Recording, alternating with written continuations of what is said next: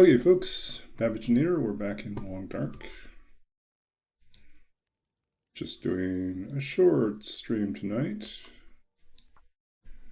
Want to do something. We did a stream earlier today where we played around with Cairn, 2nd edition, a tabletop role-playing game, kind of a minimal one, adapted for solo play. Anyways, we ended up spending more time setting up than we did actually playing, so hopefully we feel inspired to try that again. Maybe later this week.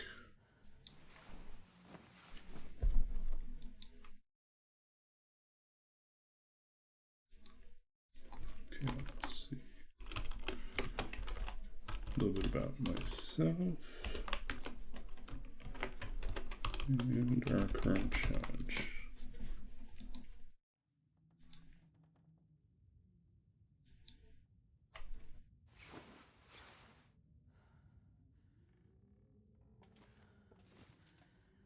Still kind of windy. This pack is getting too heavy to carry.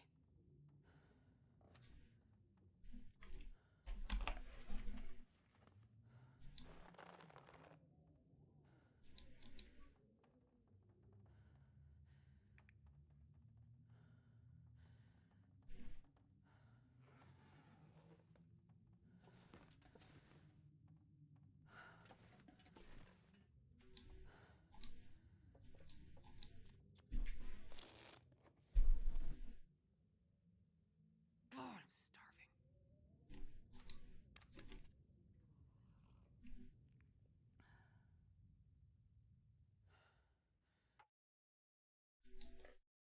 Okay.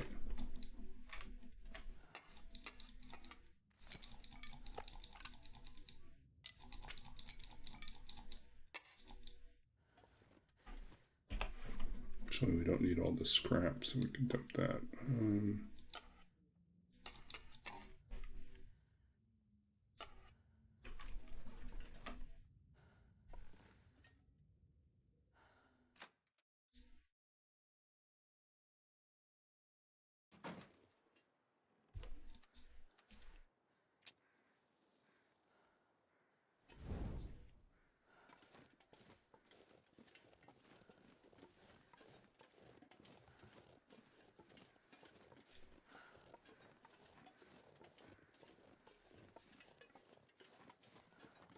barely walk with this much gear.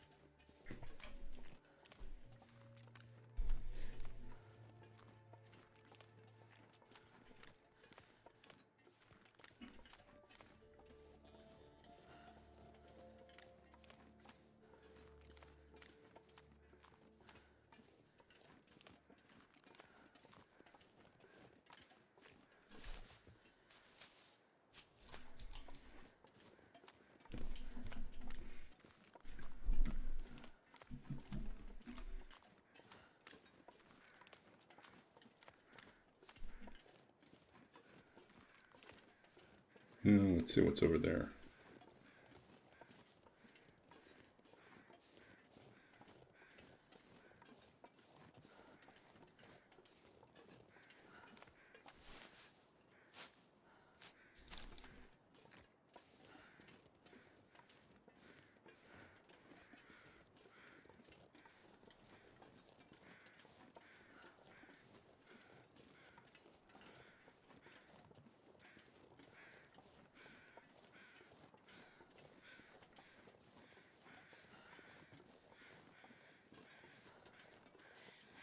This turkey's eating itself. No, we got a wolf over there.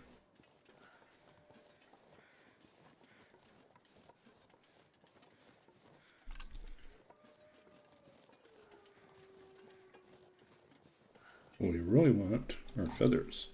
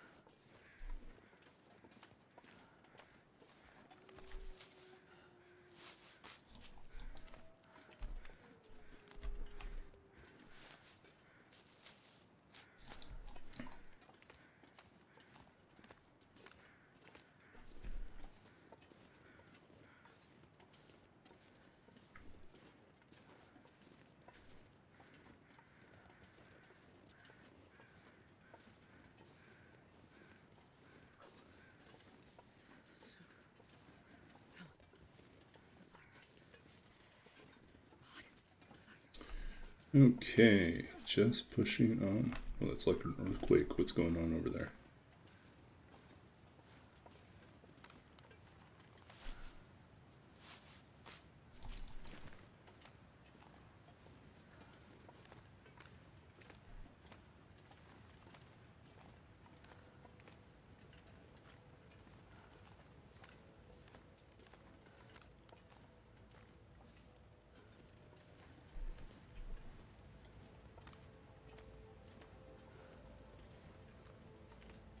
Okay, we need to make some more torches.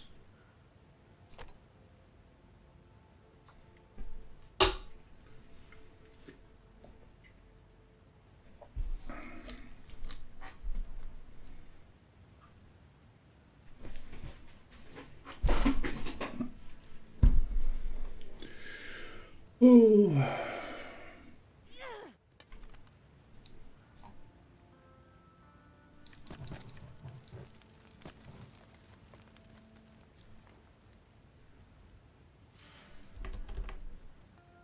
Oh, I should check if I have enough cloth. Yeah, I have enough cloth. Okay.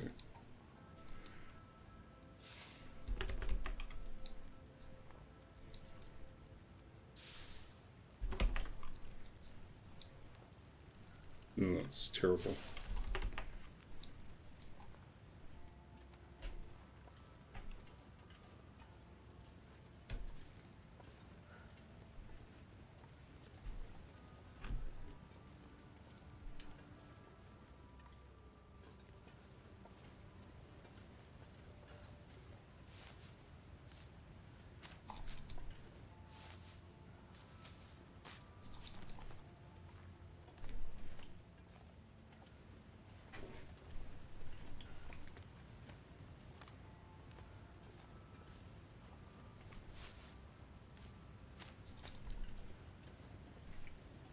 So if you're wondering why I'm on tonight, because usually I have Mondays off, it's because it's my birthday, and I decided I should at least pop on for a little bit tonight.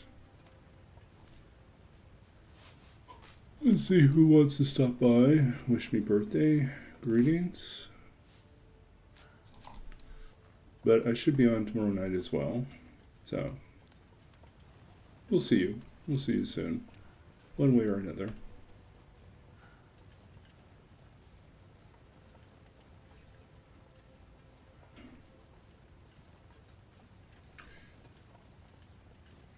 Do I? If I don't. Some years we do special challenges just for our birthday stream, but I didn't really plan anything this time. I did do something earlier today at Roller's request that I tried doing a solo RPG, but it definitely takes more time to get those things going. I spent like a 2-hour stream just getting a sense of how to get the thing started. So we built out 2 characters. We developed a little bit of developed their backstories and their setup for the start. And I think I know how I would start that adventure, but then ran out of time. So I think I'll have to pick it up on one of my quiet days later this week, which might be Wednesday. I think I have a on-campus meeting. So I have scheduled all my work to fall on Tuesday, Thursday. So that means like when I'm done with my meeting on Wednesday, I can just come back and maybe I'll do something, or I should be working on my taxes is the other thing I should be working on. Oh well, so.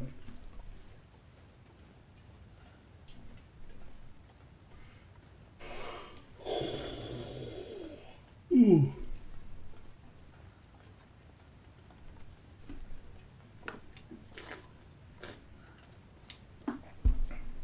I should really just accept my standard default challenge in Interloper is to go as long as I can without a bedroll, because apparently that's what happens.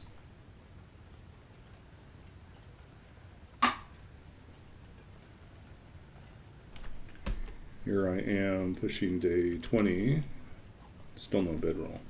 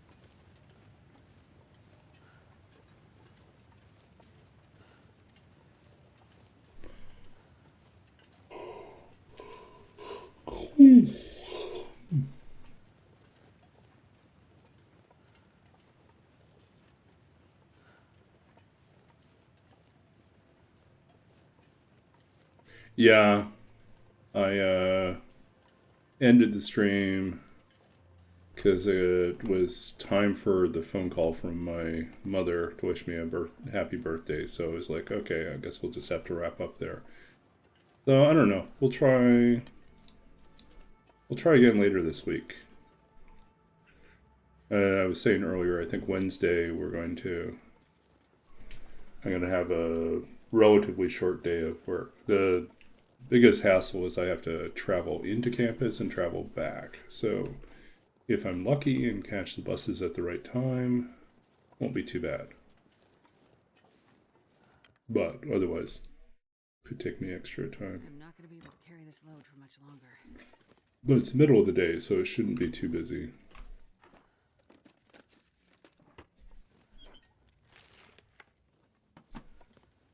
But I am noticing that to do a good job with solo RPG, you really need to have a longer block of time.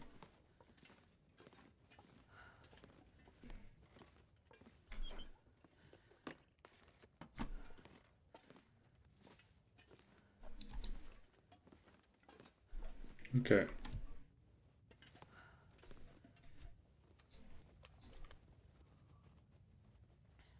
Question, do we try to push through?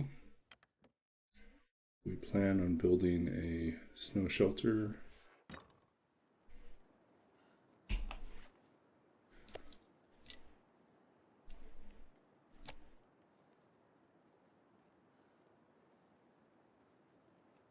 Yeah, but they didn't really get to do anything. I was just fleshing out the idea for who they were and what they were about. I kind of have this idea. Hey, Laszlo. Thanks for the birthday wishes. I've made a discovery, which is if you celebrate your birthday and no one's around, did it really happen? Did you really get older?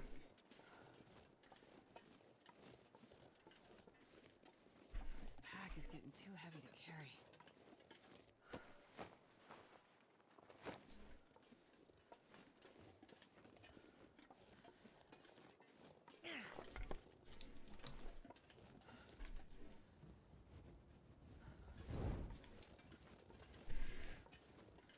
But I did have my roommate around. So, yeah, it was a pretty quiet birthday. At first, I wasn't going to do anything at all. And then I decided that I would go to Brecca, which is a bakery chain here in the city in Vancouver. And they have I'm lactose intolerant. So is my roommate. So I decided that what we'd do is I'd go and get a couple slices of their ultimate chocolate ganache cake, which is a super rich, kind of over the top chocolate cake. And so bought 2 slices, brought them back. They're really, really rich. So pretty much you can have a little bit and then save it and have it the next day. You did democracy. Congratulations.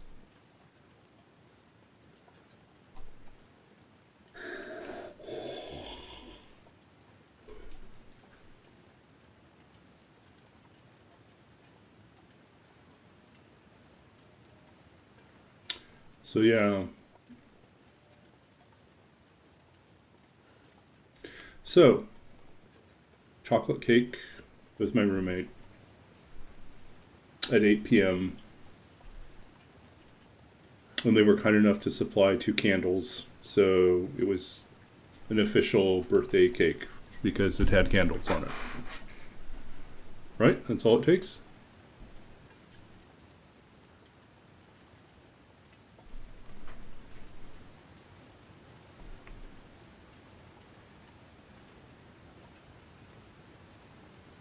Anyways. It was nice of them to take a little break from their studying. They have a big exam tomorrow. So. I need to find some place to escape this cold.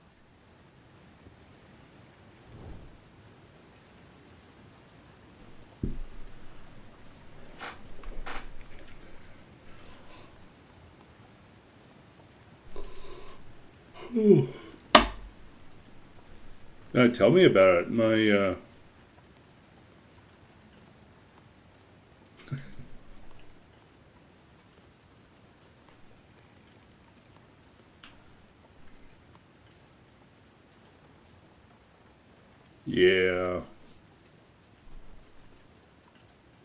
Yeah, my master's program has no exams, just projects. So by the last day of class, we're done. You know, you really have to, you could turn in your project late, like during the final exam season, but no one really wants to do that. Professors don't want to grade during that time period. Students don't want to be working on during that time period. So, yeah, we're basically done early. But my roommate's not so lucky. Her PhD program, their first year has these mandatory classes with mandatory exams. And based on how they're set up, the program that they're in, the classes are actually upper division undergraduate classes. It's like 400, 500 level classes. And so they do have some undergraduates in there as well. So it's just kind of weird. Barely walk with this much gear.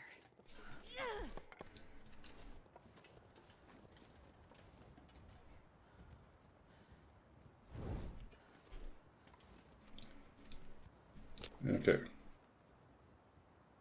No, we don't have any sticks. We're going to have to use a coal.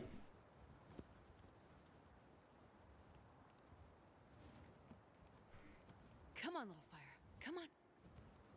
So yeah, they have exams, and the exams are designed. I mean, the courses seem to be designed primarily with the undergraduates in mind, not with the graduate students, because PhD students come in with, it's not going to work. Okay, well, just accept a loss there.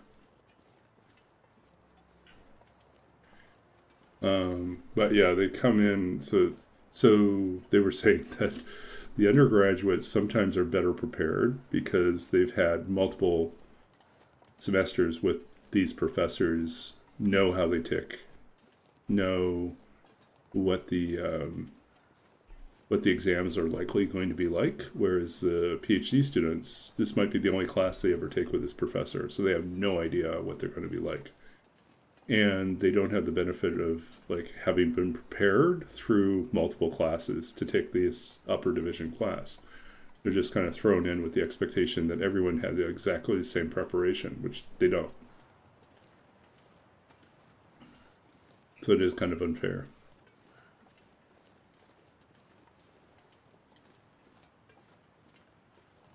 I mean, it is kind of real world. It's like you start up in a lab. There's no guarantee that everyone in your lab has the same background and training, even if they have the same degree.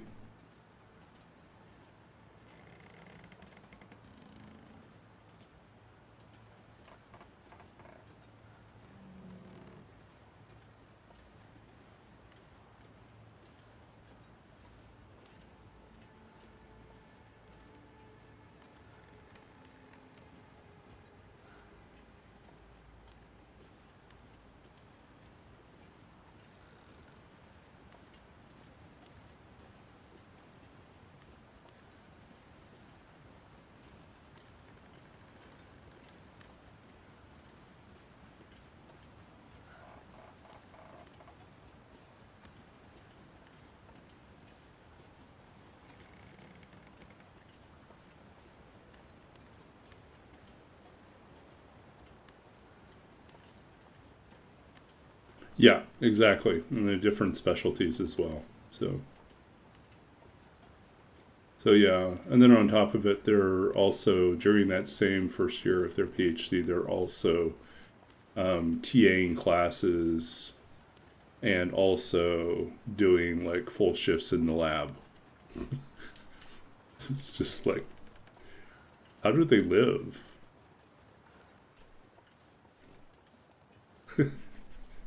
Or is it we were joking about earlier this term? We're saying like, bro, do you even live? I'm like, no, you don't live.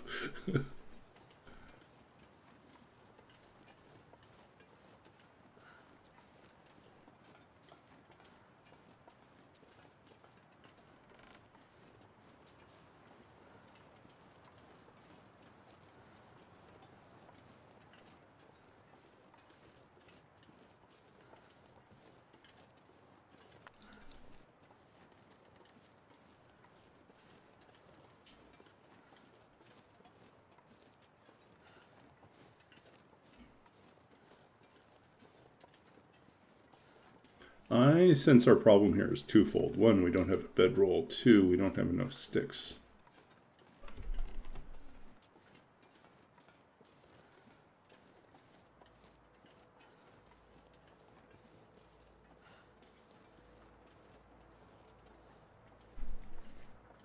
No, we now need to find enough coal, at least to make it through the night.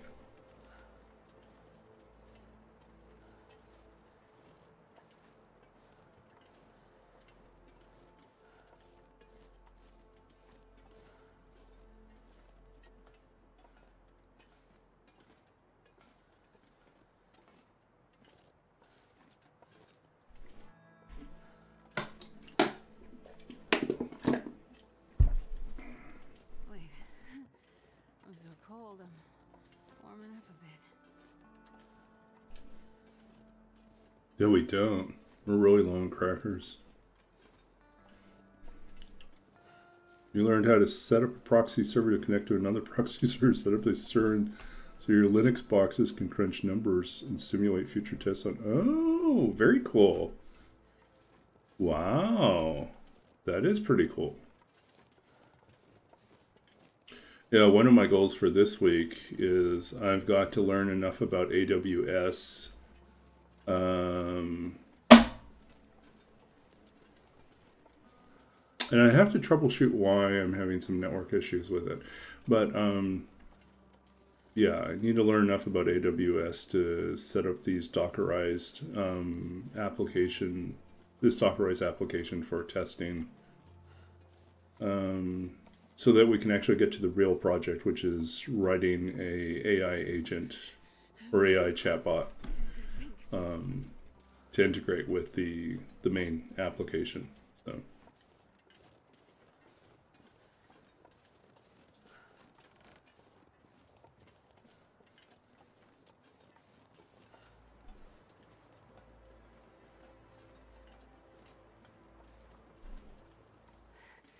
It's so cold. Hey Rena, happy birthday. No one really wants to use AWS. It's really powerful and very confusing. And there's a reason why people have to get certification to use it, because there's just too much of it. There's just too many moving parts.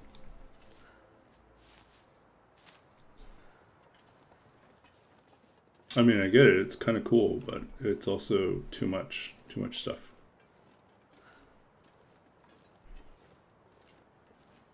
I've done a couple projects which use Microsoft Azure's document intelligence, and that was easier to learn.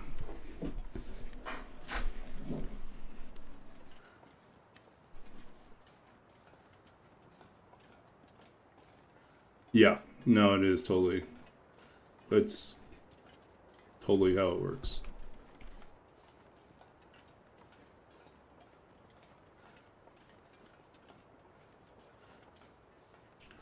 Or Astrid, no bedroll. Once again, no bedroll.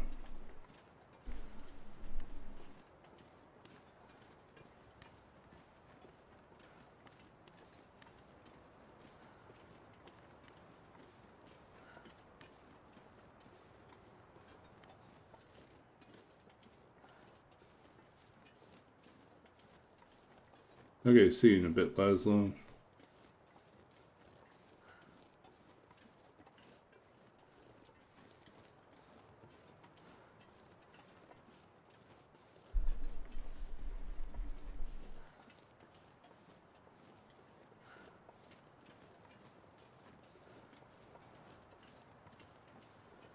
It's getting nasty out here.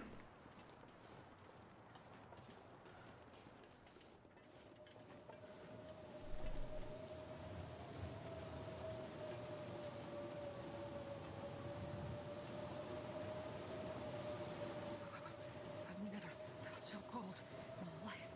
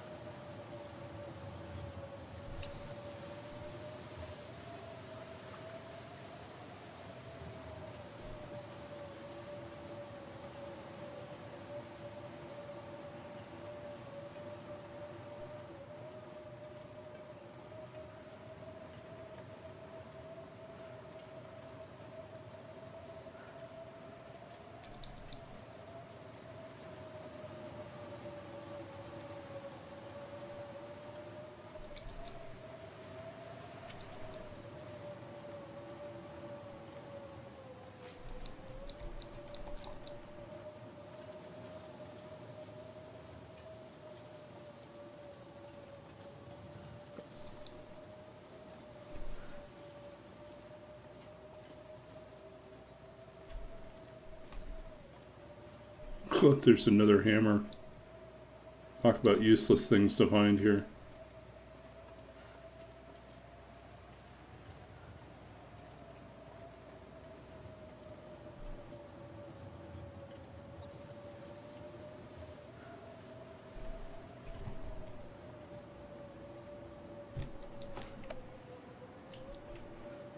Oh, we're warm.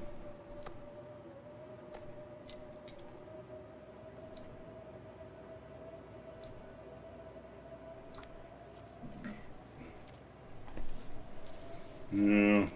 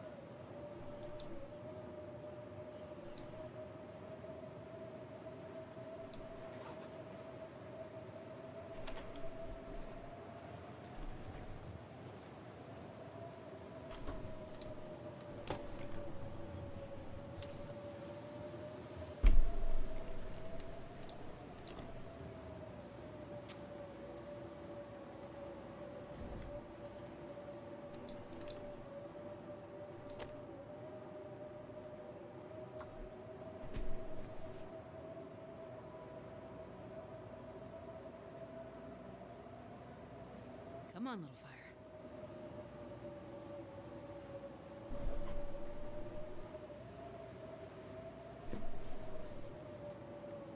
Oh yeah, that's good.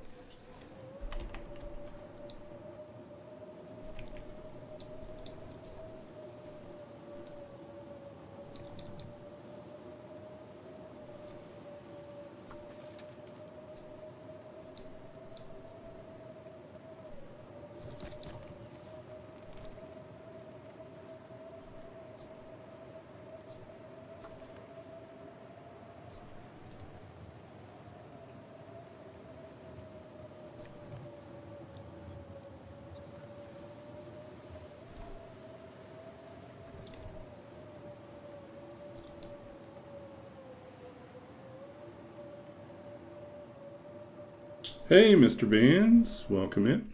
Here, let's do some shout-outs while we're here. Don't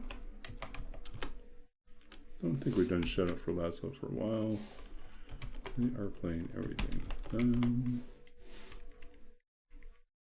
Mr. Vans, you stream? I guess so.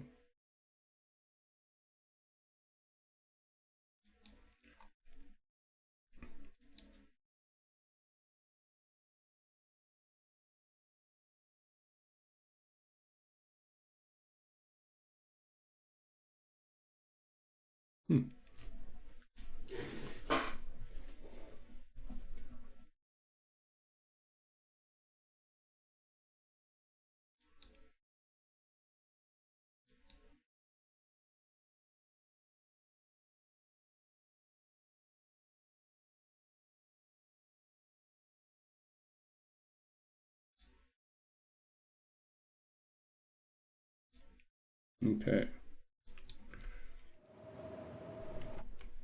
Oops. I need to fix this here.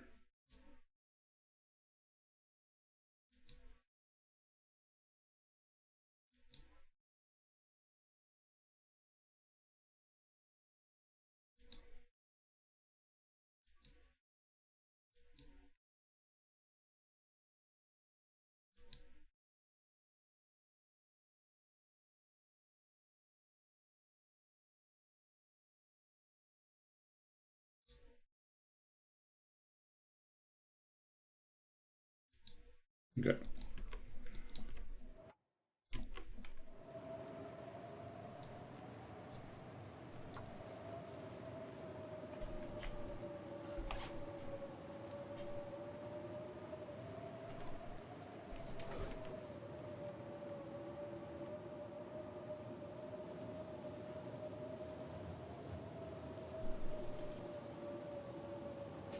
Man, this is going to be bad.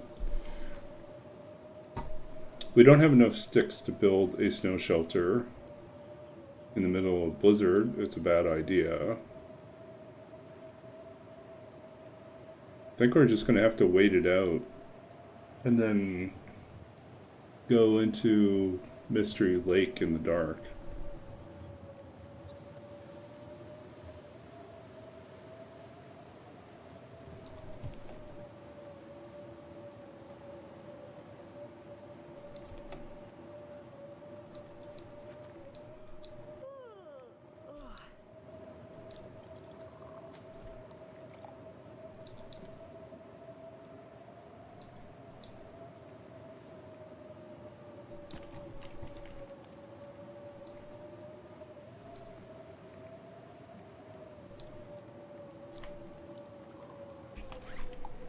Okay.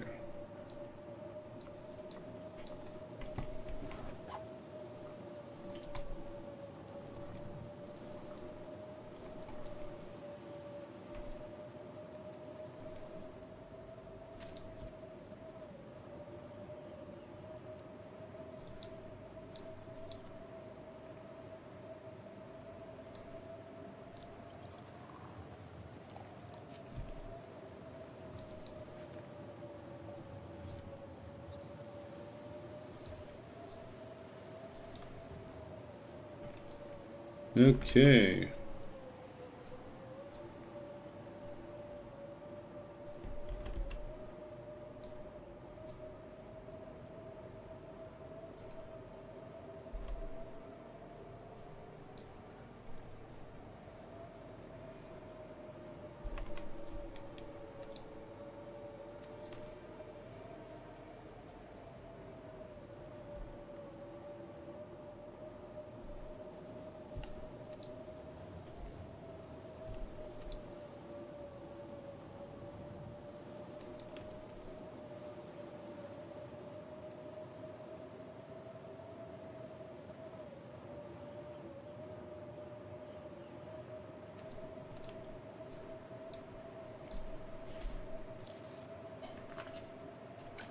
Welcome back, Laszlo.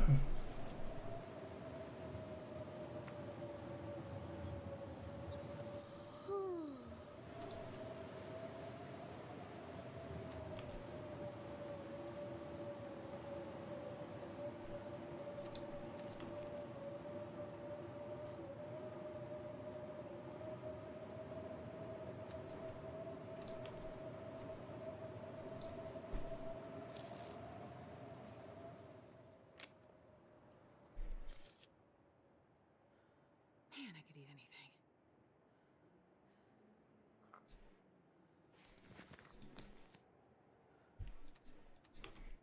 Okay, I think we can get out of here now.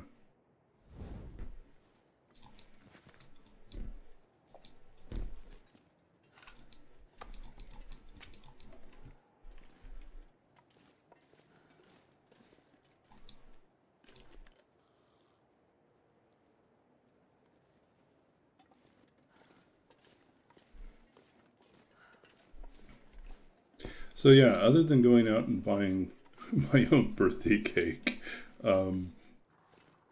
yeah, today was pretty quiet. I didn't do much to celebrate my birthday. I've never been so hungry in my life. We made the attempt at doing solo RPG with Cairn using. Don't know if anyone's played with that before. It's kind of cool.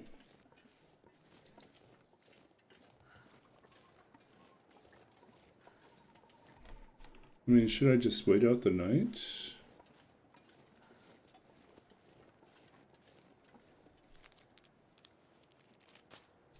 I feel like it might be wiser, even if we're tired,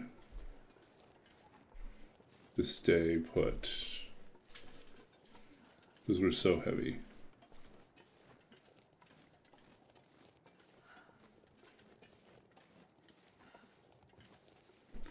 Yeah, I don't know, honestly, as I get older, I have less and less idea how to actually celebrate my birthday. I just get more like, what is this thing? Age becomes less and less a number I understand.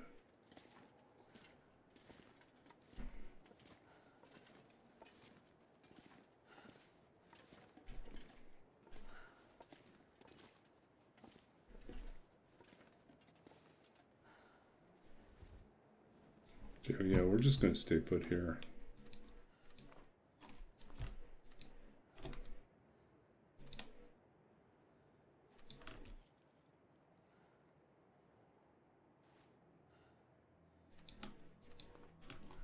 Keep wanting to start fires. We don't want to start fires.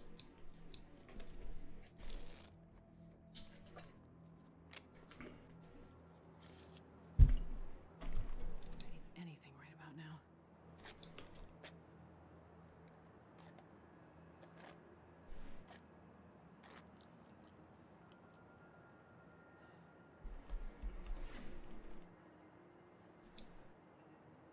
We did get a coffee.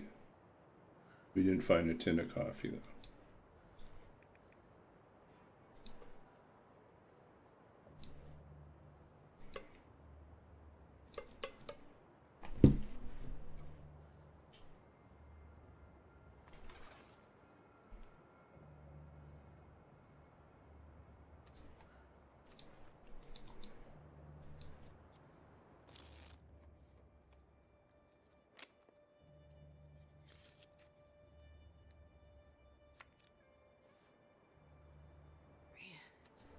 I am too tired to think straight.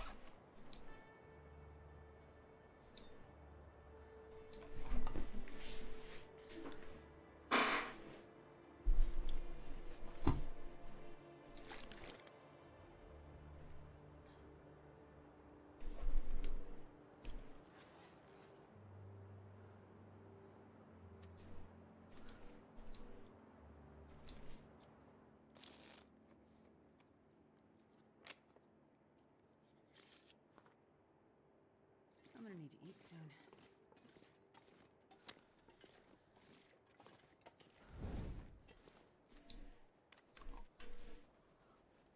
Okay, so we made it through the night, but still no bedroll. But supposedly Mystery Lake should provide us something. Somewhere there's a bedroll. Oh.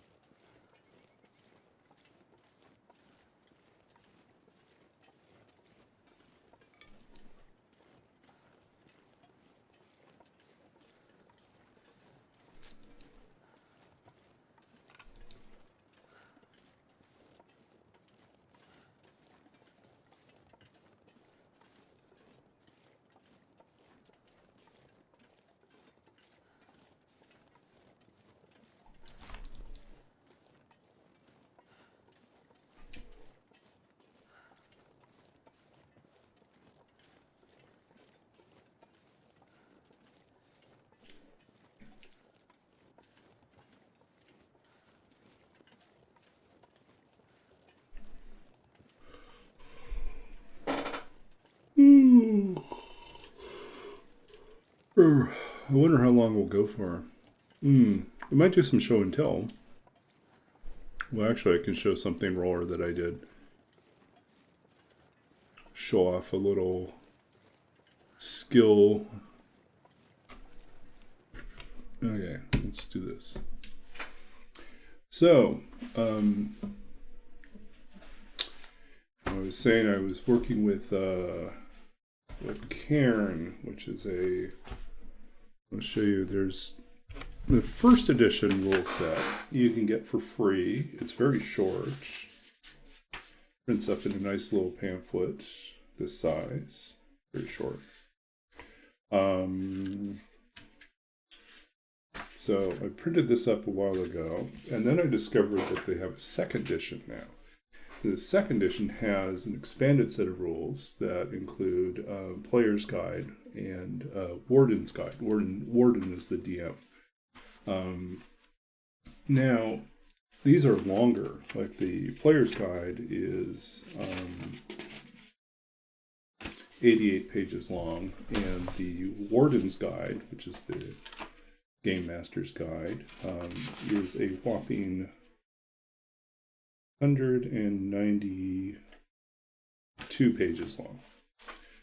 So this presented a problem. I was like, okay, so I could get the PDFs but I thought it would be nice to have like a version I can hold on to. I could technically order a physical copy of the Player's Guide, the 88-page one, but through Drive-Thru RPG. But the Warden's Guide does not have an available copy, and I think it's because it's longer. And I think the printer used to be out of China, and given all the tariffs and everything else, I think that they're no longer able to produce a hardbound book. They can produce like the softbound books domestically, but the hardbound books they were farming out to China to do. So, what to do? Well, back during my PhD, I took a class on the art of the book. And among the things we learned in that class were standard, practical skills in bookbinding. And so I proceeded to make I print out the PDFs in booklet form, but in signatures. So like that's a smaller set, not the full thing as a booklet, which would make a massive, awkwardly shaped, folded over thing. But instead signatures of like 8 pages or 10 or 16 pages. Anyways, I did that, and then I made the book. But I made the book, let's see if you can see this, with traditional binding. Ooh. I don't know if you see it. So I like punched the holes, and then I stitched it up. And then once I stitched each signature up, I then also stitched together the signatures. And so I built the book. So that was the 88-page one. And then, so that was only 2 signatures. But to do the 192 one, that took 6 signatures.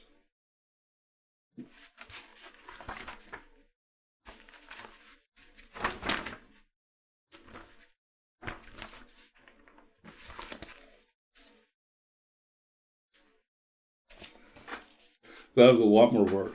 And what you can't really tell is how badly, I did the long one first, how badly I'd forgotten certain things that you were supposed to do. So it's like, I started binding it and I was like, oh no, I'm stitching this the wrong way. And I had to undo it and redo the binding at one point. And I also had the holes punched not properly aligned on some of them, so that some of the signatures have different holes than the rest of the signatures. Like they're kind of close, but they're not exactly matched up. And then sometimes when I was punching through, I wasn't very careful, and it wasn't exactly on the seam. It was slightly off, and then it creates this weird tension. So all these things, as I did it, I was like, oh yeah, don't do it that way next time. But I did feel pretty proud. So even though I didn't get around to finishing or even really kicking off the adventure other than doing world building stuff, I did make, over the weekend, I did make 2 complete books. So I do feel kind of proud of myself. And it made me, kind of remember, like, I actually do enjoy doing like some physical hand projects like that.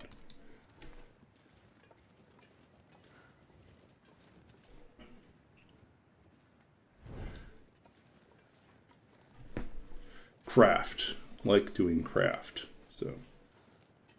So I think what I'll probably end up doing then is maybe I will kick off, this summer or fall. I might kick off the chapbook project that I have been meaning to do. Run the little press where I do a couple chapbooks a year.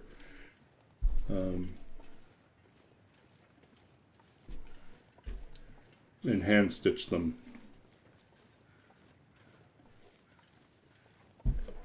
But I need to get better at doing the stitching. I'll have to review the instructions on how to do it right. I'm good enough to do it for my own local projects, but not good enough to make something for release. So I refine my skills.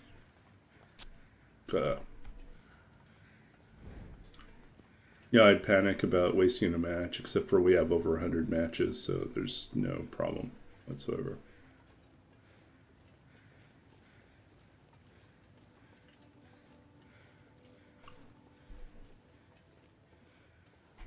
Yeah, definitely practice makes perfect.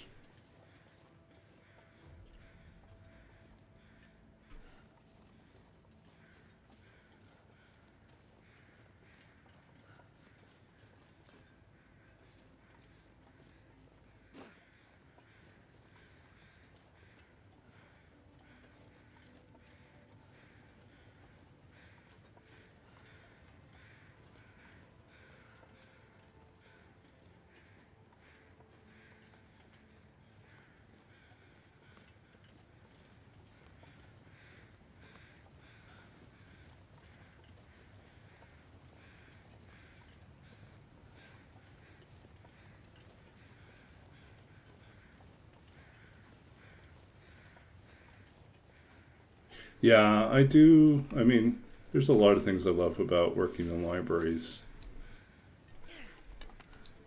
But working with books is a big part of it. I do like books.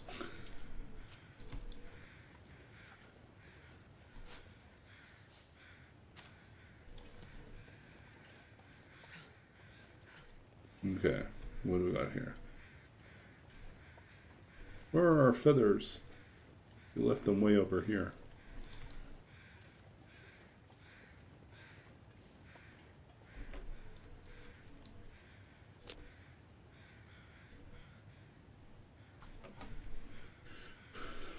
Oh, let's get our free food. Come on, little fire.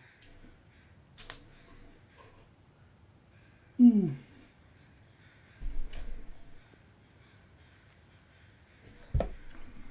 Perfect.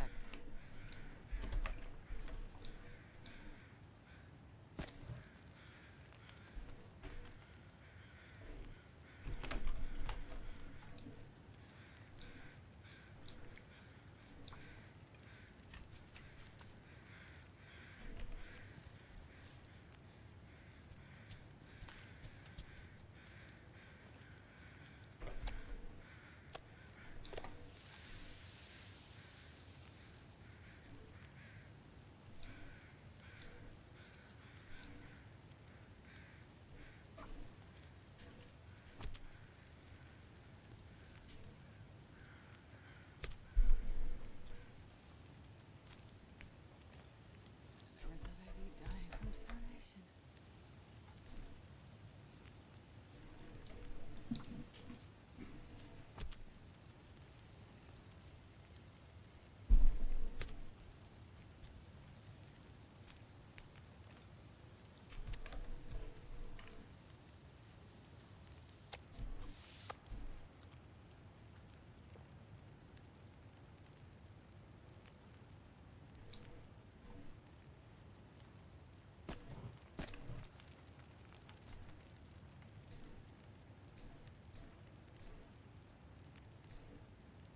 Too frozen.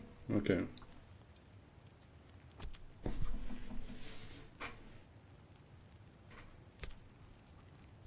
Uh-oh.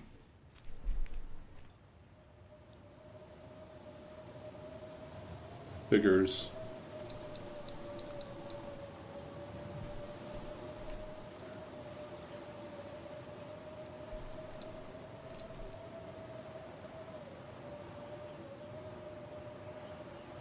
Good friends, good books, sleepy conscience. This is the ideal life. Sleepy conscience. Yeah.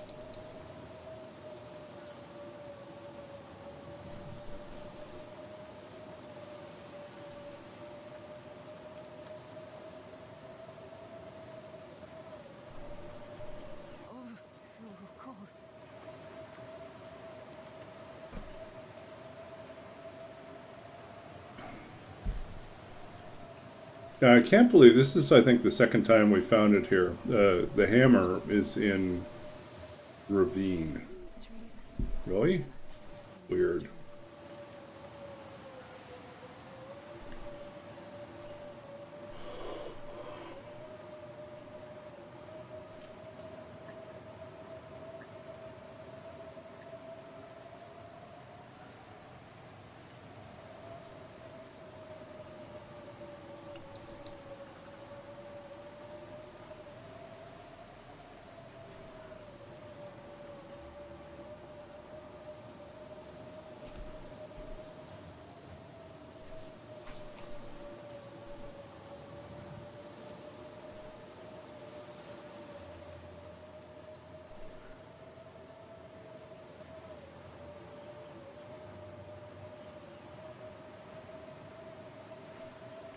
Poor Astrid making her way through the world. It's this blizzardy. Without a place to lay her head. No bed.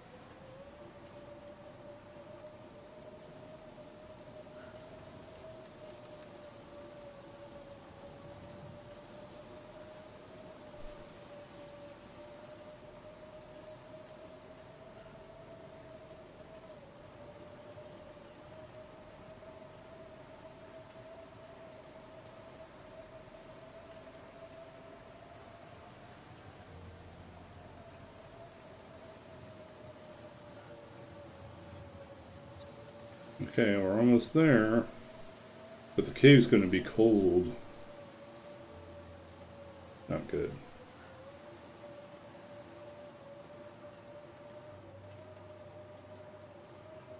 I could eat a horse.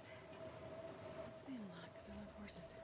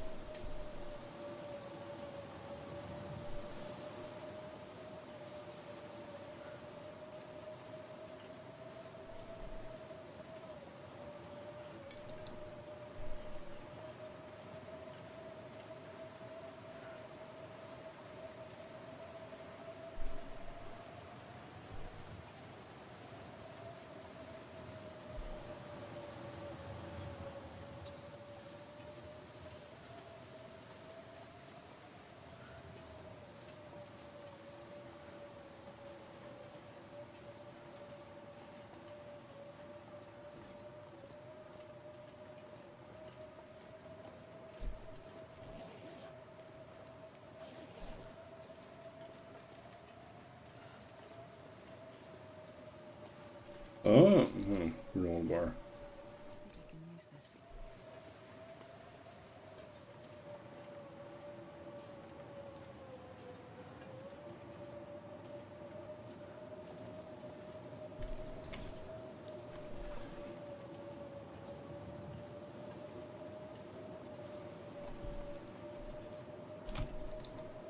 We're so close.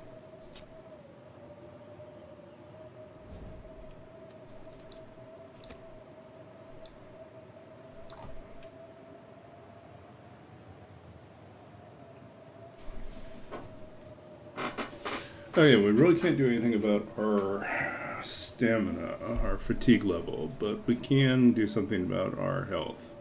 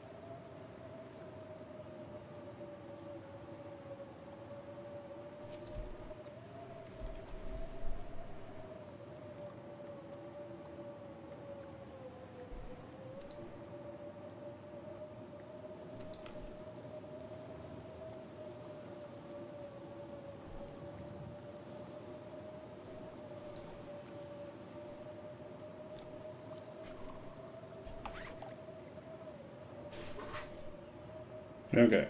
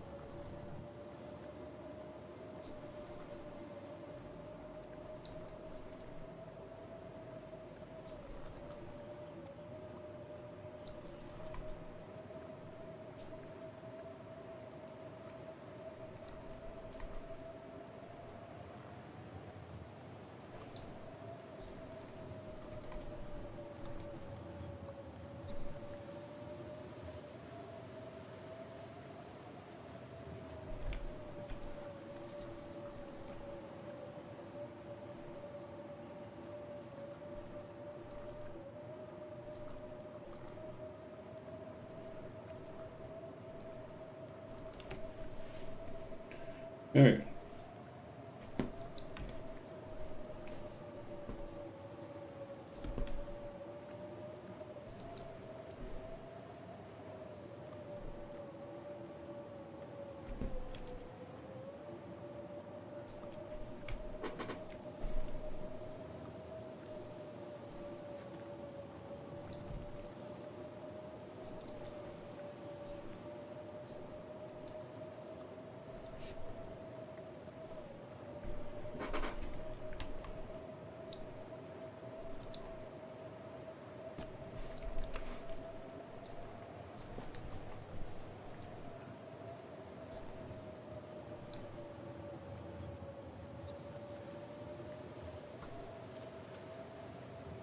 Okay.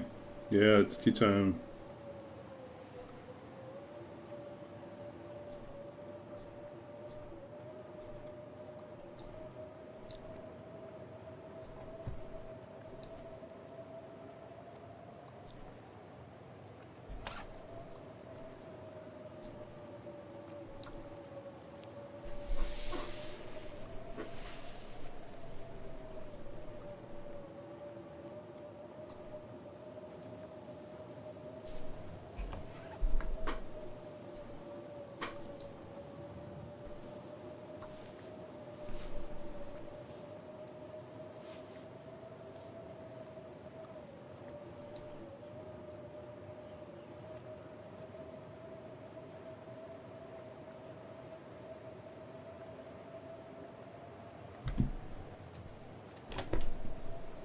Okay.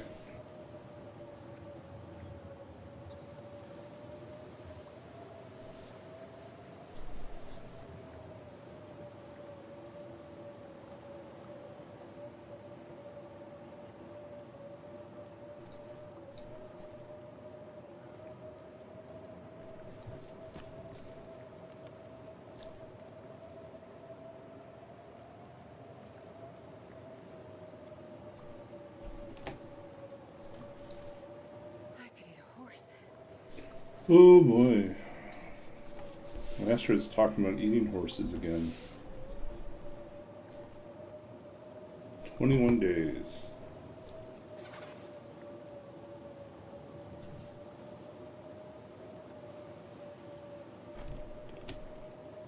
Hmm.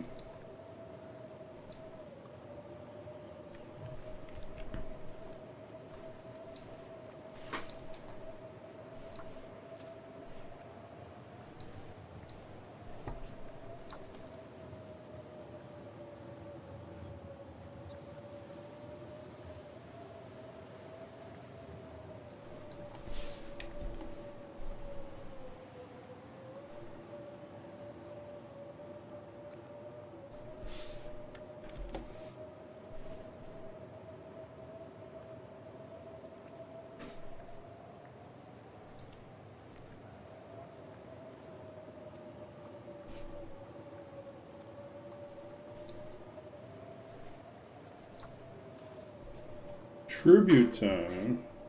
Ooh, okay. I have just the thing. This is my go-to for reading on birthdays now.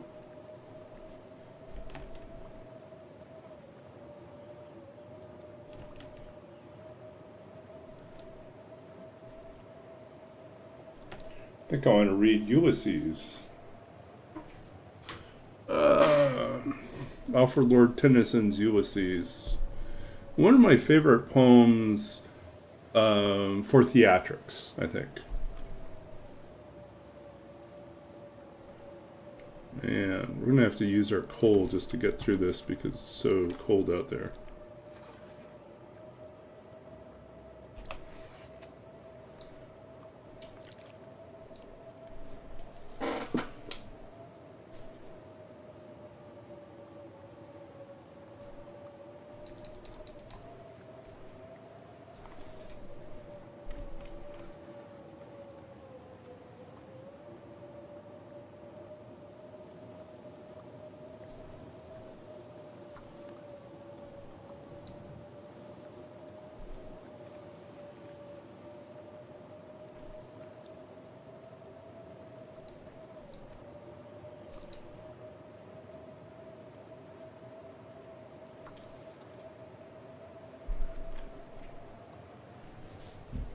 Okay, let's do the poem.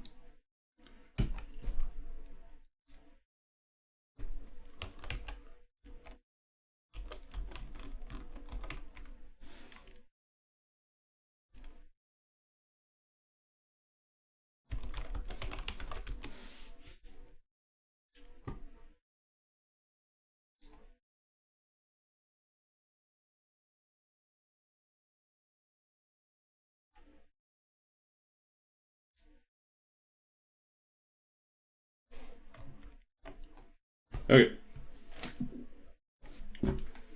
Ulysses by Alfred Lord Tennyson.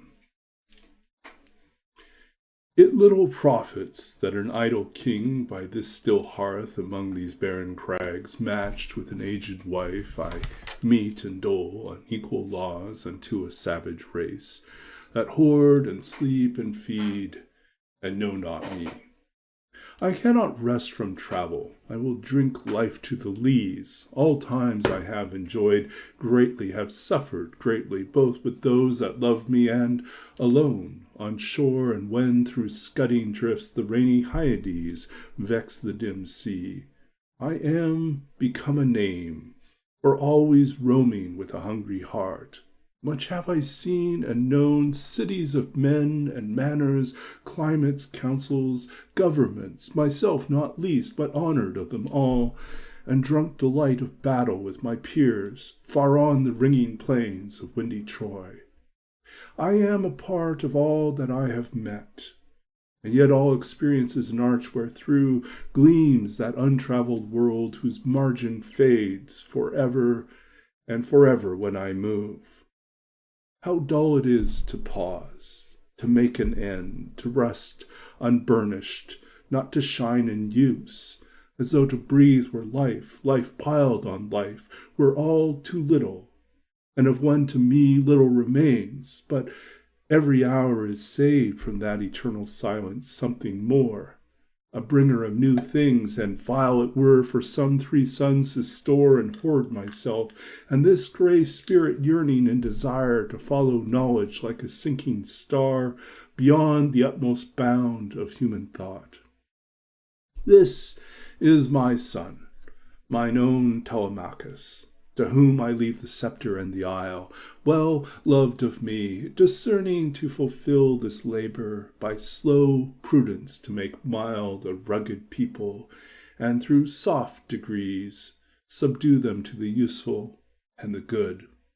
Most blameless is he, centered in the sphere of common duties, decent not to fail in offices of tenderness, and pay meet adoration to my household gods. When I am gone, he works his work, I mine. There lies the port, The vessel puffs her sail. There gloom the dark broad seas, my mariners, souls that have toiled and wrought and thought with me, that ever with the frolic welcome took this thunder and the sunshine, and opposed. Free hearts, free foreheads, you and I are old. Old age hath yet his honor and his toil. Death closes all, but something ere the end, some work of noble note may yet be done, not unbecoming men that strove with gods. The lights begin to twinkle from the rocks, and the long day wanes, the slow moon climbs, the deep moans round with many voices. Come, my friends, 'tis not too late to seek a newer world. Push off, and sitting well in order smite the sounding furrows, for my purpose holds to sail beyond the sunset and the baths of all the western stars until I die. It may be that the gulfs will wash us down. It may be that we shall touch the happy isles and see the great Achilles whom we knew, though much is taken, much abides. And though we are not now that strength which in old days moved earth and heaven, that which we are, one equal temper of heroic hearts, made weak by time and fate, but strong in will to strive, to seek, to find, and not to yield. Yeah.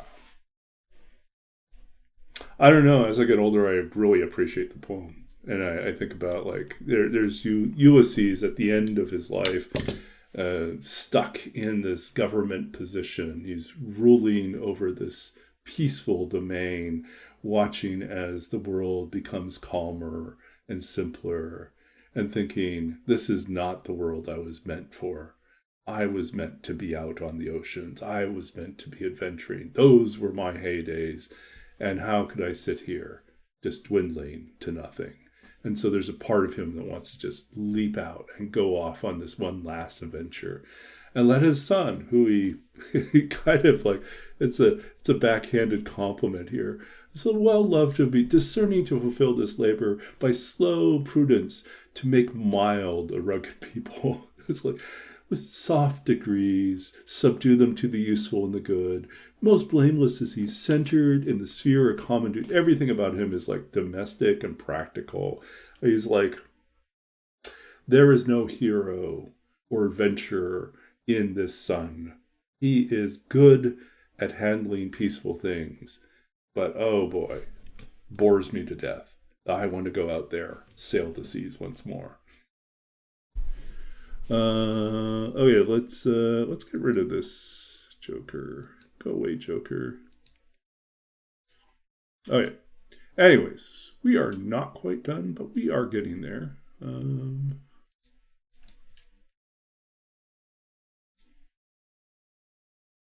We have removed the Joker, the spammer, the scammer,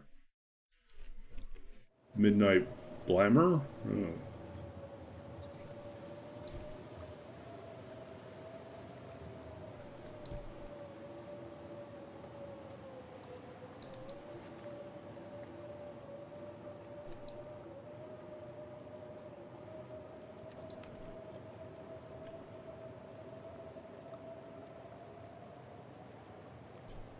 Can't really afford to go out there when it's like that.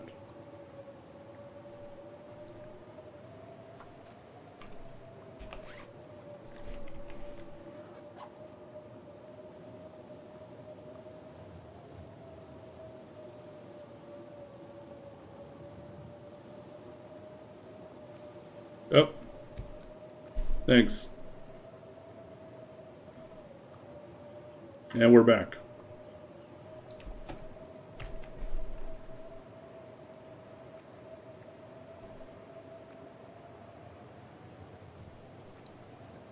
I'm gonna have to use my last coal to get through this. Yep.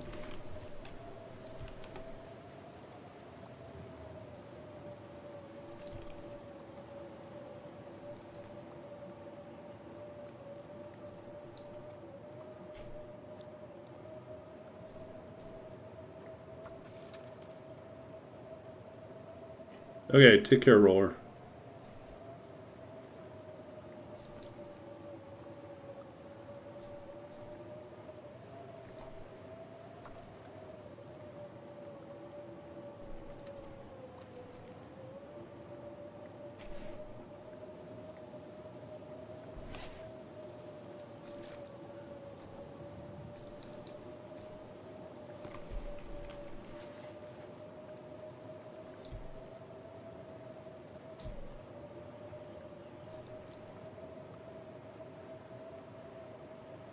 This is not good.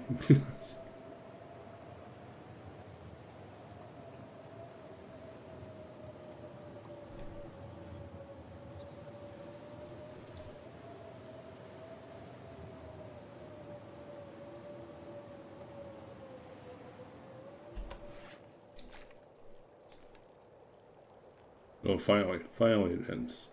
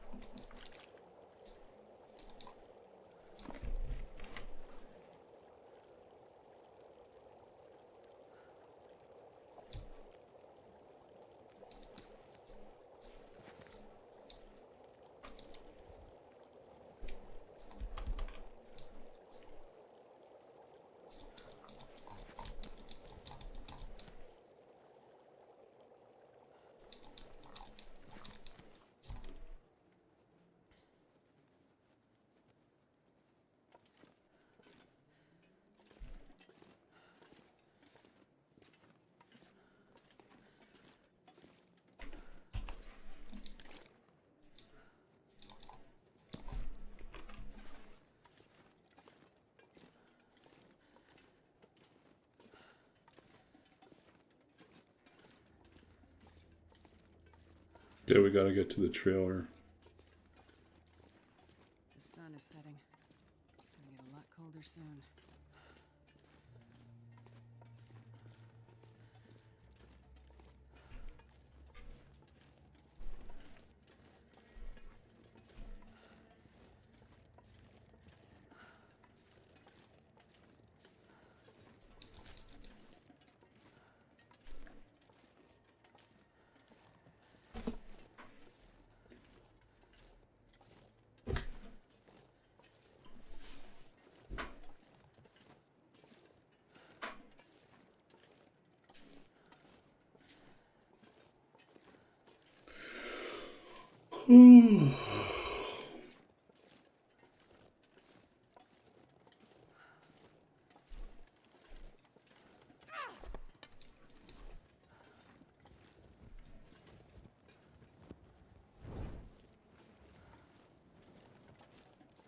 Oh, that's not good.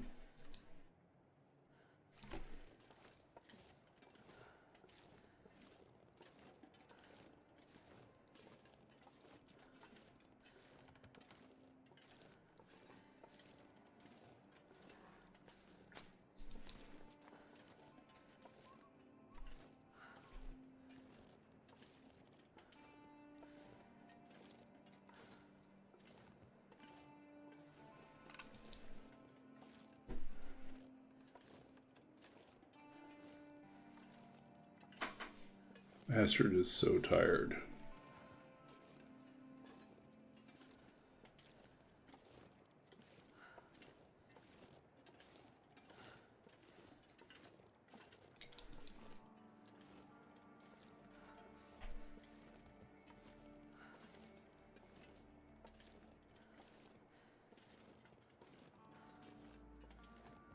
Oh, there's coal over there.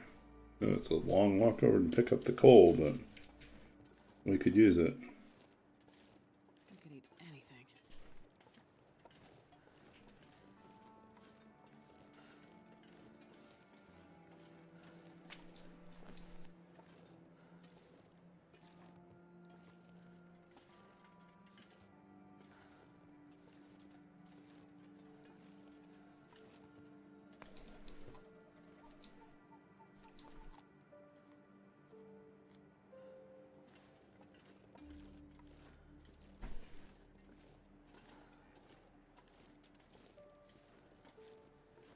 So I think what we'll do is we'll try to get enough sticks to do this. Or 4. We need at least 11 more.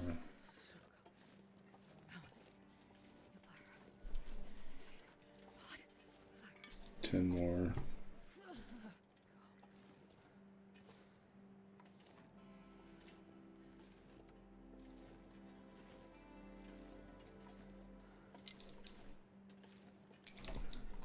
Thanks for the hydrate.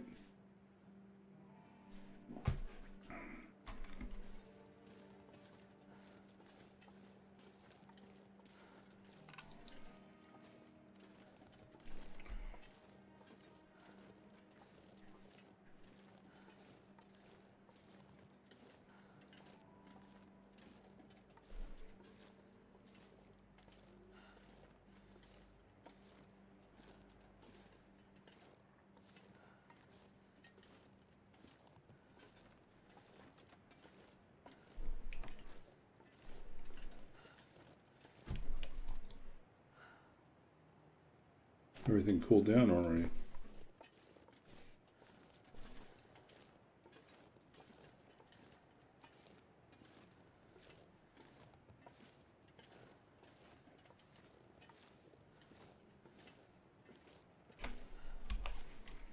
Eight. So if we find 7 more, we'll build a snow structure shelter. Otherwise, we'll just, I don't know. I don't think we're going to have enough capacity. I don't think we can carry it.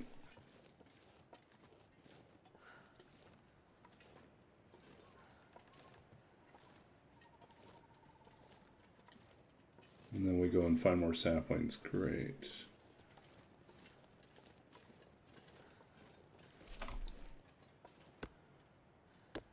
Can you eat trees?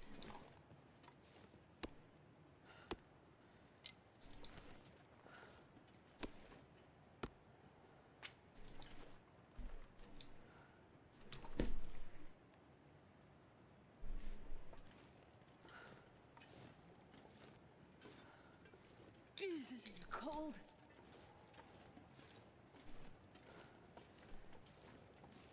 It's not good.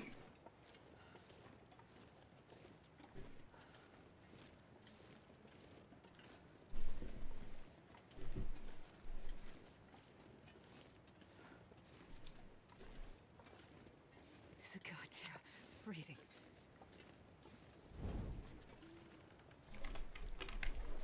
It's like minus 15.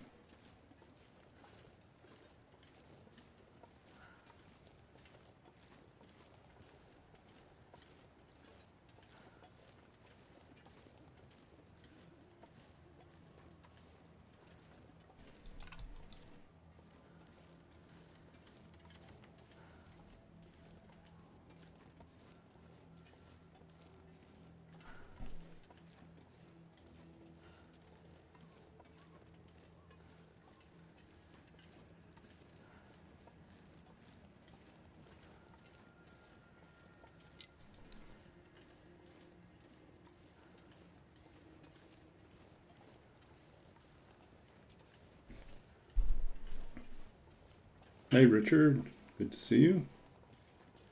Yeah, we're so close. But it's going to be a tight one here. Oh, it's going to be tight.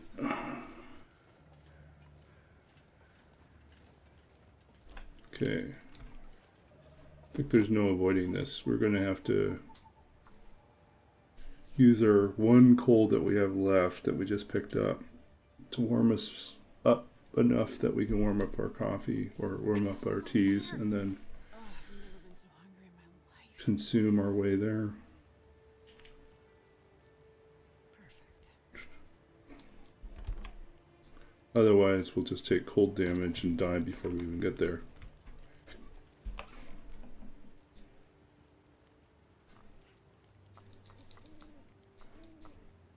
Okay, and then the other thing we can do is we can use one of our stems to kind of carry us through. Last little stretch.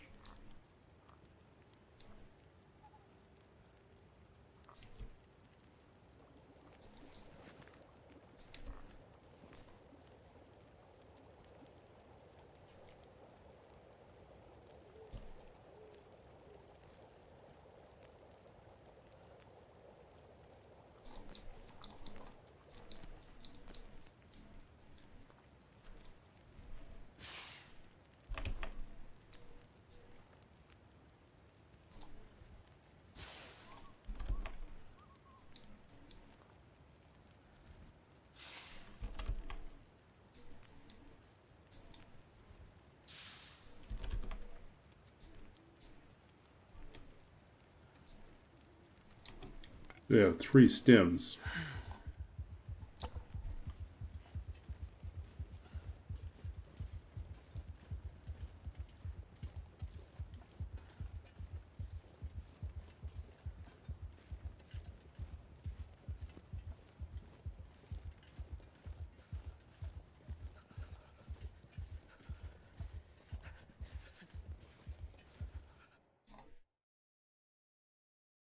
Probably get a wolf right as we arrive.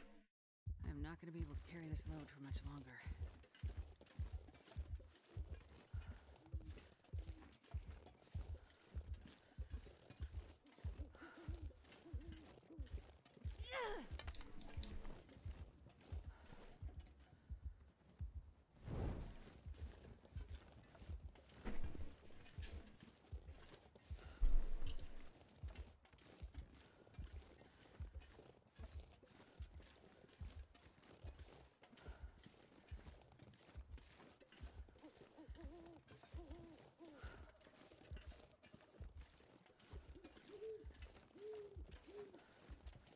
Okay, we have to sleep in one of the trailers because we still don't have a bedroll, so we can't sleep in the dam without a bedroll.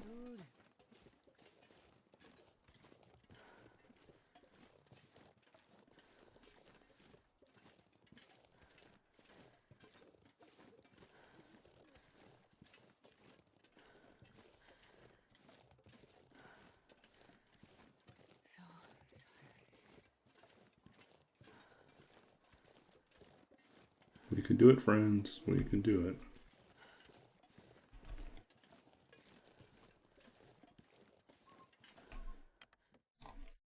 Yeah, we did it. Okay, let's drop all our stuff that needs to cure. This pack is getting too heavy to carry.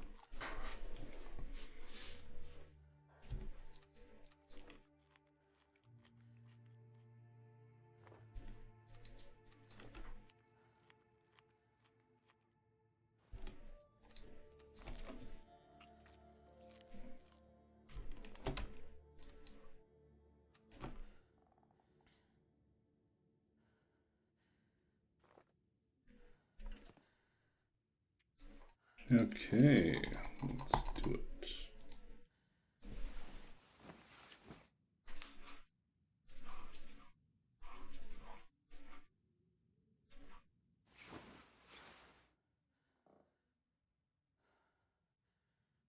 Look at that recovery.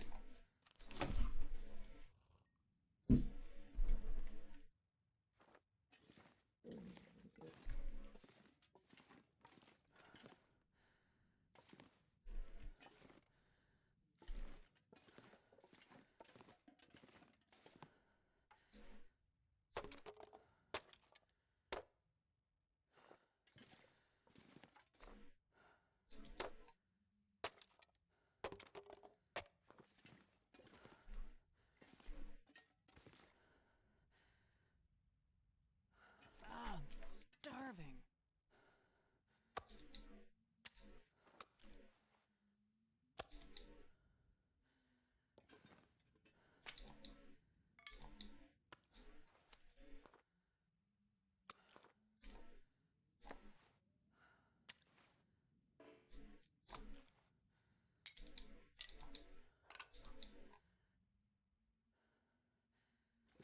I woke up before the alarm went off, yeah. that up. Ooh, the guts behind here. Cure. I think we'll wrap up the stream by. No.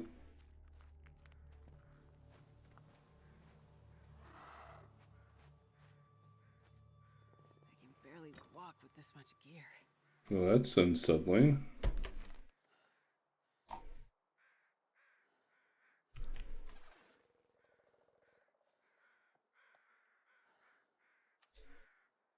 I don't have any charcoal.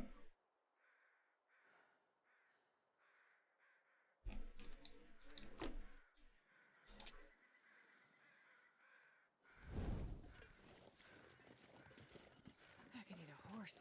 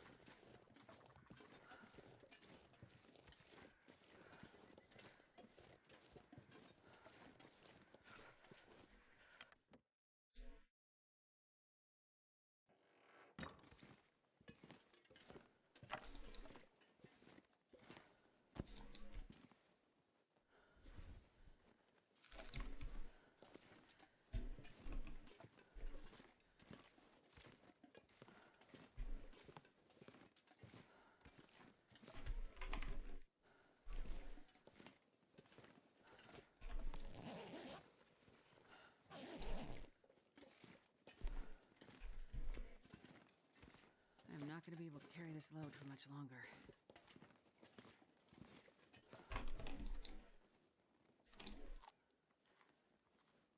Okay.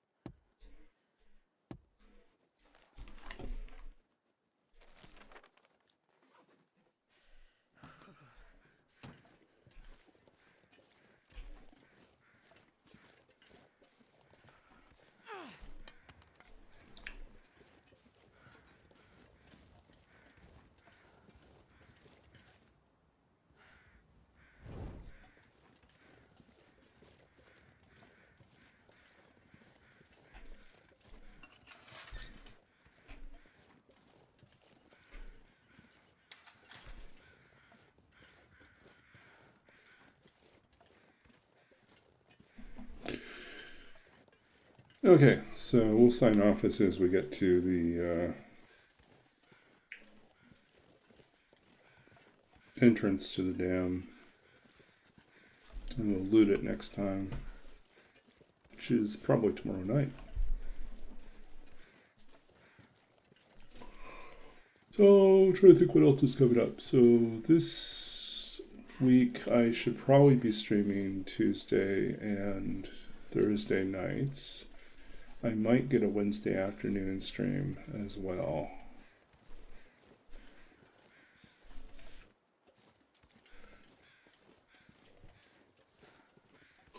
No stream Friday, unless I do a Friday afternoon stream.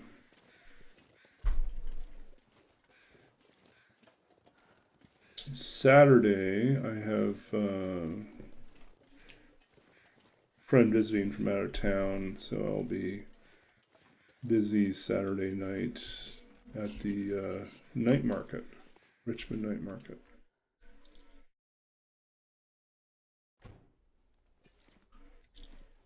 Okay. Every time I arrive, I am just hoping that there will be a bedroll here, but no such luck. Okay, let's just dump all our crafty stuff here.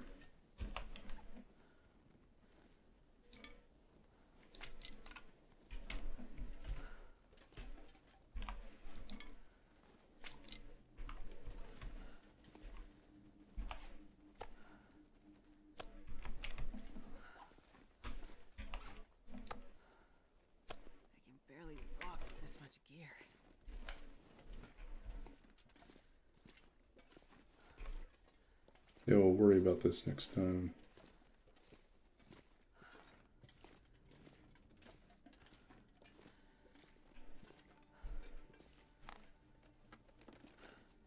I'll take it.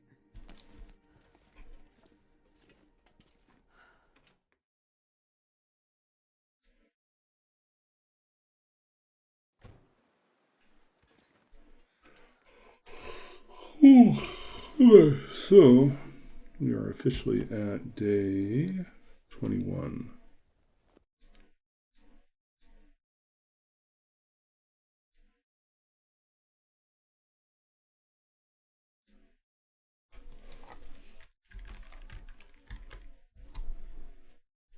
Okay.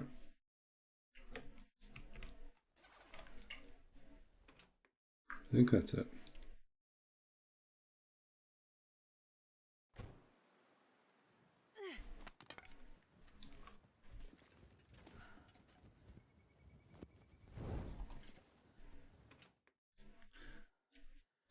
Okay, this is the save. Read one poem before we go. One more poem.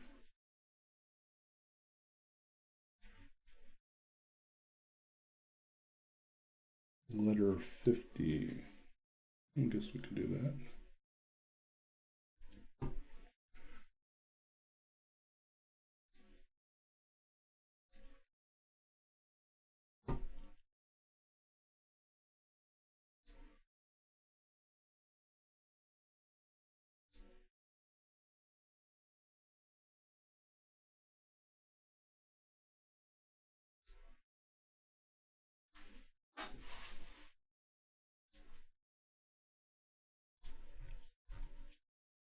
I read these fairly often, but I think they're still fine. I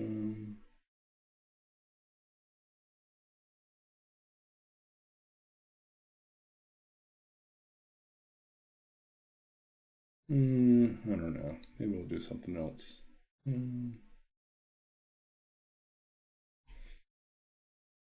Yep. So,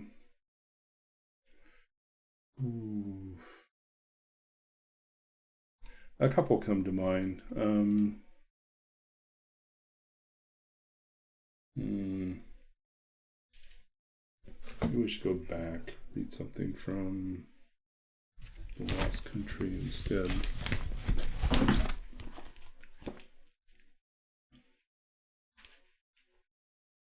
Okay, this is for my father. So, if you've been around long enough, you know that my birthday is a complicated day because it is my birthday, but it's also the anniversary of my father's passing. He had ALS, Lou Gehrig's disease, and passed away on my birthday. So, we were fortunate that we had some sense that his time was drawing short. So we had the night before hosted at the hospice a big party and had all his childhood friends and family members who were in town. Many of whom were musical, came by and they sang and performed at an open mic and shared their stories, read poetry. It was a good experience. It was a really good experience. And then the next morning, we got the phone call. They passed away overnight in the morning. So, and that was my 33rd birthday. And his 59th. Well, he was 59 at the time. So this is from my first book, from The Lost Country of Sight, published by Nhenga Press, winner of the 2007 Philip Levine Prize. And this poem is entitled Traveling Through the Prairies, I Think of My Father's Voice. Traveling through the prairies, I think of my father's voice. How we must have sounded like twins over the phone. My father speaking with my voice. I speaking with his, some strange accident of genetics or the unchecked influence of mockingbirds and mimeographs. I have heard two trains sound almost alike until they passed, like the one last night bending westward, the other slowing to a halt, the earth shuddering in the dark between, while the stars held their place overhead, 1,000 points of tin and fire. Had it been day, I might have seen to the far faded edge of nowhere, or whatever town lies wakeless there. Here the wind sounds the same, blown from any direction, full of dust, pollen, the deep toll of church bells rung for mass, weddings, death. Coming through on the straight road, the land seems especially bare this year, although the fields are still green with new stalks of wheat, rye, canola. Someone has been taking down the grain elevators one by one, striking their weathered wooden frames from the skyline, leaving only small metal bins. The way the disease took him by degrees, the body jettisoning what it could, his arms and legs, his grin, his laugh, his voice. In the end, only his eyes, their steel doors opening and closing, while the storm rattled within, and his breath, the body's voice, repeating the only name it knew, sigh after sigh, a lullaby sung to a restless child on a heaving deck, a hush we only learn in the quiet dark, long after the boat is gone and the waves have ceased. Okay. So yeah, a few behind the scenes notes on this poem. The strange fact is my father and I had identical voices. People who had known us for decades could not tell us apart on the phone. And I remember, like, this poem is about my father passed away in April. In June, my mother and I drove from BC back to Saskatchewan. And we had spent a lot of our lives in Saskatchewan. And then my father had finished, he'd retired from working in the public library system and decided that they would move back to his hometown in Penticton, BC, in the Okanagan Valley. And so my parents had resettled out there. And then almost, within a month or two of that move, my father started to come down with something. And his condition was steadily and increasingly declining. So it was about 7 or 8 months from, the signs that were fairly obvious to, when we lost him. So I remember that summer in June, as we were driving back across the prairies after my father's death, and we're going back to visit Saskatchewan, where we had lots of friends. And in the course of that trip, it was just my mother and I in the car. And just offhandedly, my mother looks out the window and she says, "They're tearing down all the grain elevators and replacing them with those ugly steel concrete things, bins." And I remember her saying that, and thinking back across my entire childhood and driving and traveling throughout the prairies, and always seeing the iconic wooden grain elevator where they store the grain. The farmers deliver their grain. It goes into this big wooden structure by the railroad, and then it gets loaded onto the trains. Well, the things are like huge fire traps because we have that big long big tall wooden structure filled with grain and grain dust. There's danger in that, but still iconic. These weathered wooden buildings, they always had the name of the town on them. So hearing that they were being taken away was just sad.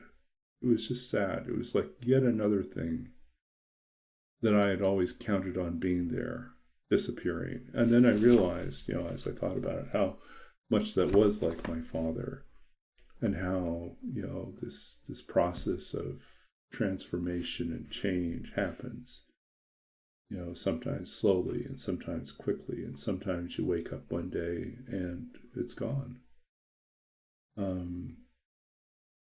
And so, that's kind of where the start of the idea was. Both the idea, I knew I was going to write sometime, eventually write about the fact that we had the same voice. And then I didn't realize how that reflection was going to turn into this thing about realizing that I was the only person with that voice left, and what that meant. And then also how it connected to the landscape. So it is, to this day, one of my favorite poems, but also one that I don't get to read very often because it's pretty charged. There's other poems in the first book that are like ones I just don't read because they're difficult poems. They're important poems, but they're difficult poems. And, I think it's when the grief is the most raw and you're like trying to figure out how to talk about it, or when the physicality, the reality of death is so tangible. There's a poem in the first book that's called let's see if I get the title right here. It's called How We Are Saved, but it is about the ritual practice in my faith of dressing the body before burial. And so here we are gathered by my father's, body before he's taken away, and, dressing him for that final trip. And, his body is so there, and yet his presence is so gone, And, I wrote about that, and then I realized it was like precisely the type of thing that I usually tell people is nearly impossible to write because you're too close. And the first draft of the poem was too close. I was grateful that an editor spotted that, there were like 2 or 3 lines at the end that really didn't need to be there. And they recommended that I cut them and just end like a couple lines earlier. And they were right. They were perfectly right. And I'm grateful for that insight. Because I was too close to the poem and too close to the experience. But I was grateful nonetheless that it kind of came together the way that it did. But yeah, so thank you all. Thank you for celebrating my birthday with me, for hanging out with me tonight. We'll see what happens next time, having just uncovered we're in cougar territory now, and we still have no bedroll. So we might be zipping in and out of this territory fast to avoid an encounter with mittens. Okay, so let's get ready for our wrap up here. Let's see, where are we going?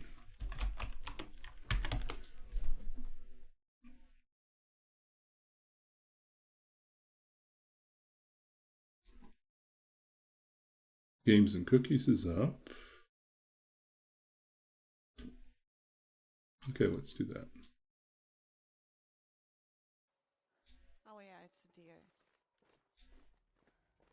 Super excited for the new game. Okay, let's hurry up and raid. Thank you all for hanging out with me tonight. Thank you for celebrating my birthday with me. Kind of quiet, but hey, that's what people come for, right? Quiet, chill. Why do you have to go here? take care of all of you. We will be back again on Tuesday. Well, tomorrow night. Till When then, you have all the something best.